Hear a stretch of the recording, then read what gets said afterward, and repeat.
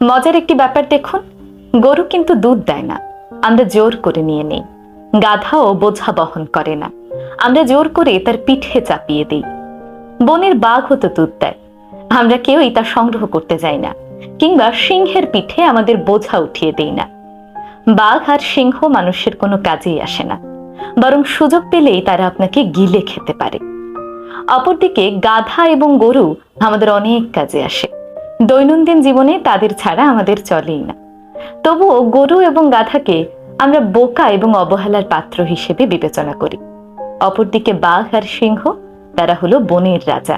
কাউকে গরু কিংবা গাধা বলা হলো এক প্রকার গালি, তাকে ছোট করা, বোকা হিসেবে দেখানো।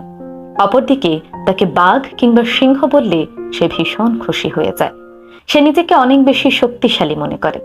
ভাবার বিষয় কিন্তু এখানেই, যারা সব সময় প্রতিনিয়ত মানুষের উপকার করে যাচ্ছে